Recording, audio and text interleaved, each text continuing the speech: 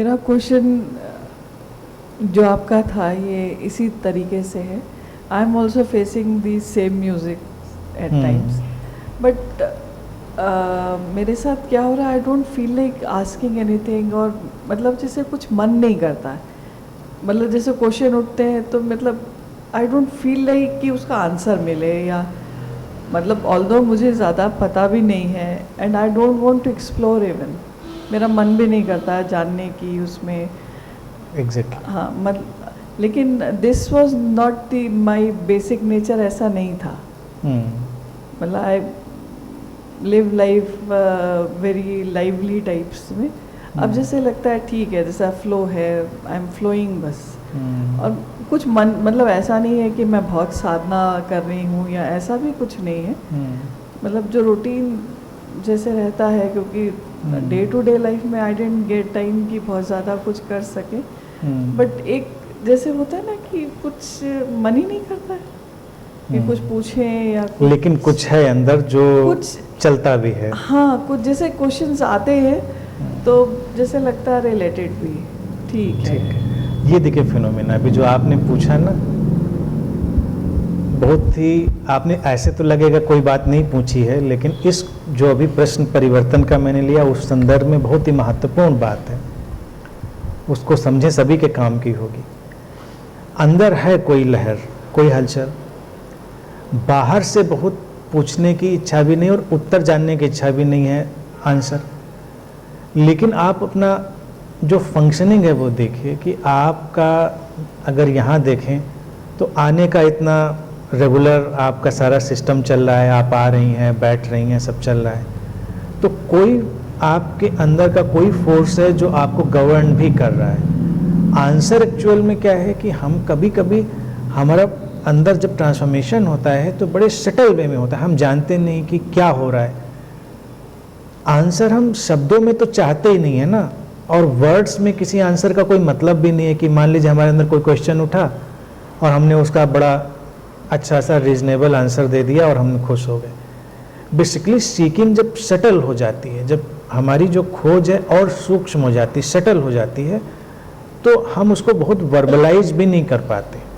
हमको ये लगता है कुछ तो है, जिसको हम अनमनापन भी कहते हैं. वो अनमनापन ना होकर मन का एक अलग डायरेक्शन में मुड़ जाना होता. अगर हम कहीं जा रहे हैं, जैसे कि अगर आप यहाँ ना आ रही होती तो इसका उत्तर मैं अलग तरह से देता, लेकिन चूंकि आप आ रही हैं तो इसका उत्तर यही है कि अंदर कोई चीज है जो जानती है कि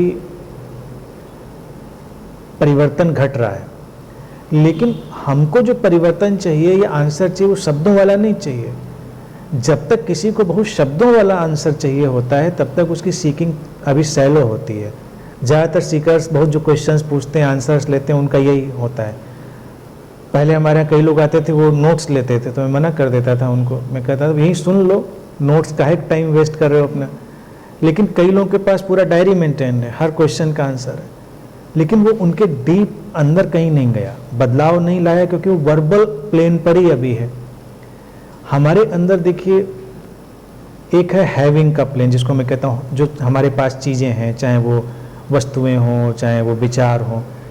फिर हमारा दूसरा प्लेन आता है डूइंग का, यानी करने का. जब हम बहुत कुछ करते हैं, करने में ये क्वेश्चनिंग भी शामिल है और करने में साधना, मेडिटेशन वो भी शामिल है, वो डूइंग का प्लेन. फिर एक और डीपर प्लेन है बीइंग का प्लेन, होने का प्लेन.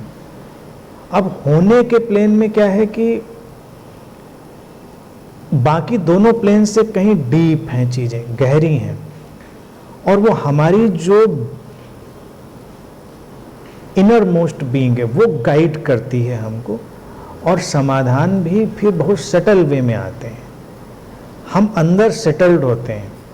एक चीज़ ये इम्पोर्टेंट है. और रहा सवाल साधना का, जब तक साधना डूइंग के प्लेन पे होगी तो इंसान बहुत कुछ करना चाहेगा, उसको लगेगा अच्छा ये भी करें, ये भी करें, ये भी करें.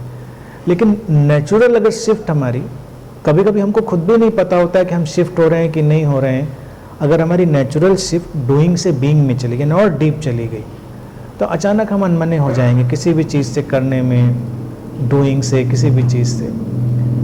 और हमको ये भी समझ में नहीं आएगा कि हो क्या रहा है. मुझे ये बात इसलिए बहुत अच्छे से समझ में आती है, या मैं इसका आंसर इसलिए देने लगा, यूँ तो किसी को सुन के ही नहीं लगा होगा इसमें कुछ आंसर देने जैसा है, क्योंकि एक वक्त मेरी स्टेज ऐसी थी, मैं बहुत पढ़ता था, बहुत सारी चीज़ें, और सब इंटेलेक्चुअल या वर्बल प्लेन पे देखा जाए तो हर चीज़ का आंसर तो था ही मेरे पास, कोई ऐसी प्रॉब्लम नहीं थी।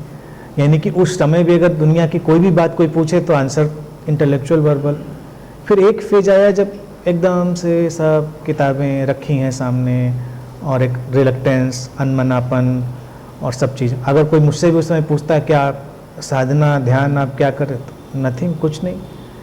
और कोई स्पिरिचुअल इंटरेस्ट भी नहीं है, ऐसा भी नहीं है कि बड़ा हम सोच रहे हैं इनलाइटनमेंट, सत्य, समाधि, कुछ भी नहीं सोच रहे। लेकिन फिर भी कोई चीज़ ऐसी ज़रूर थी, आज मैं जानता हूँ, कि जो तब भी पुश कर रही थी, तब भी वो धक्का दे रही थी, जिसकी वजह से आज का ये पड़ाव है। तो मेरे पास भी नेचुरली मैं देखता हूँ कि जैसा नेचर में होता है उसी वेवलेंथ के लोग खींच कर आते हैं, यानी जिनको उस तरह का कोई समाधान चाहिए होगा। बहुत वर्बल समाधान जिनको चाहिए होंगे वो कुछ दिन में मेरे पास से चले जाएंगे। जिनको बहुत रिचुअलिस्टिक समाधान चाहिए होंगे, यानी कि बिल्कुल हैविंग के प्लेन वाला, कि सब उनको मिलना चाहिए, ये मिलना चाहिए, ये सब, वो तो बहुत जल्दी जाएंगे। लेकिन फिर जो बीइंग यानी बिल्कुल डीपर प्लेन पे वो आते रहेंगे, उनको पता ही नहीं चलेगा कि ये क्या हो रहा है। आप पुराने लोगों को अगर हमारे यहाँ एक्सप्लोर करिए, पहले वो आए, खूब पूछा, ये पूछा, ये पूछा, ये पूछा, कुछ दिनों के बाद वो एग्जॉस्ट हो गए, फिर उनके पास कोई बात ही नहीं रही। फिर आप माइक भी घुमाइए, लेकिन वो आ रहे हैं, अगर आ रहे हैं और बैठ रहे हैं तो उनकी बीइंग में कुछ तो है जो कुछ चाहता है, यानी कि वो प्लेन, उसमें कोई इनविटेशन है, कोई पुल है, और वो नॉन वर्बल है। Non verbal is always most powerful thing. अब नॉन वर्बल हमको हमारी नॉन लोकल कॉन्शियसनेस में ले जाता है, यानी कि एक होता है वर्बल, शब्दों में सब खेल चल रहा है, बोल रहे हैं शब्दों में, लेकिन हम शब्दों में ही तो नहीं बोल रहे हैं ना। हम यहाँ पर बैठे हैं तो जो हमारी प्रेजेंस है, बीइंग है, जो सारा वातावरण है, वो भी यहाँ पर रोल प्ले कर रहा है। उससे कनेक्ट होना कई बार ज़्यादा बेहतर है। तो नॉन वर्बल कम्युनिकेशन या नॉन वर्बल सीकिंग वो हमको ले जाती है हमारे चेतना के लोकल से नॉन लोकल। थोड़ा समझेंगे, टेक्निकल बता रहा हूँ। लोकल क्या है? लोकल कॉन्शियसनेस का कि सब सीमित है हमारा, कि हमने ये उत्तर था, ये साधना थी, ये ध्यान थी, ये हुआ, ये नहीं हुआ।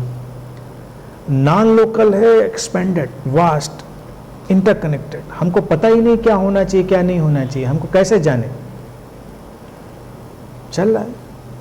आज की तारीख में अगर हम इनलाइटनमेंट को भी एक डेफिनेशन में डाल के लॉक करें तो वो लोकल हो गया, लोकलाइज्ड हो गया। हमको कैसे पता यही चीज़ है? अगर हमने इनलाइटनमेंट को डेफिनेशन में नहीं डाला तो वो नॉन लोकल हो गया, यानी कि वो एक्चुअल कॉन्शियसनेस में गया, और वो चीज़ बहुत सेटिस्फाई करने वाली है। तो इस फेज में पहले तो थोड़ी देर गुजरती है बेचैनी, बेचैनी के बाद फिर धीरे धीरे एक बहुत ही अलग किस्म की शांति, ठहराव, सुकून, कंटेंटमेंट, वो सब हमारे अंदर आने लगता है। उस फेज को मैंने भी ऐसे ही जिया है, देखा है। जब ये फेज रहा तो मुझे भी हर चीज़ बेमानी लगती थी। क्या मतलब है, किसी चीज़ का कोई मतलब नहीं, लेकिन काम सब कर रहे हैं। ऐसा नहीं किसी काम को करने में कोई प्रॉब्लम है, या काम करने में प्रॉब्लम आने लगे तो साइकोलॉजिकल डिसऑर्डर हो गया, फिर तो आप साइकोलॉजिकली इल होने लगे।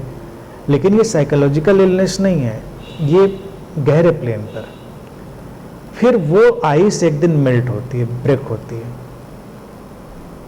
और फ्लो स्टार्ट होता है। तो in your case I think कि फ्लो भी स्टार्ट है, आइस भी है, वो धीरे धीरे मेल्ट होगी, और सीकर का उस स्टेज में जाना फॉर्चुनेट है, सौभाग्य का विषय। उसको खुश होना चाहिए कि जब उसको समझ में नहीं पड़ रहा क्या है, और लाइफ में हम पहले कैसे थे अब कैसे हैं, इसको बीच में नहीं लाना चाहिए, क्योंकि ट्रांसफॉर्मेशन ऑब्वियसली हो रहा है। एक स्टेज से दूसरी स्टेज में जा रहे तो कुछ तो बदलेगा। खुशी के बजाय अब हमको मैच्योर स्टेज में शांति को ज़्यादा समझने की कोशिश करनी चाहिए। इमेच्योर स्टेज में हमारी जो फोकस की चीज़ होती है वो खुशी, हम खुश कितने हैं, और खुशी हमको एग्जॉस्ट करती है, खुशी का थोड़ा प्रेशर होता है। लेकिन जब मैच्योर होती है स्टेज तो वो शांति की तरह आती है। तो हमको ये देखना चाहिए कि हमारे लाइफ में लेवल ऑफ पीस कितना और कैसा घट रहा है, वो हमको ज़्यादा समझ देगा या हमको ज़्यादा इनलाइटन करेगा। और मैच्योर स्टेज में आप बस पीसफुल होते हैं, और वहीं से फिर जो निकलना होता है सो निकलता है। एक्टिविटीज चली रही हैं, जो भी खुशी है या खुशी का फीवर नहीं है, सब सक्सेस है, फेल्योर है, सब आएगा जाएगा, ठीक है। आपने देख लिया, सक्सेस भी देख ली, फेल्योर भी देख लिया, अचीवमेंट देख लिया। अब वो चीज़ बहुत एकदम से हमको उसमें नहीं, बुखार में नहीं ले जाती। यानी कि वो चीज़ तो बहुत शुरुआती दौर है, हैविंग का प्लेन है। हमको कोई चीज़ ही मिल जाए तो बहुत खुश हो गए, हमको कोई अवार्ड मिल जाए बहुत खुश हो गए, मिला मिला नहीं मिला नहीं मिला, काम हुआ हुआ नहीं हुआ नहीं हुआ, वो स्टेज आती है। तो शुरुआत की बेचैनी बाद में धीरे धीरे शांति में कन्वर्ट होती है। तो इन माय व्यू ये अच्छा है।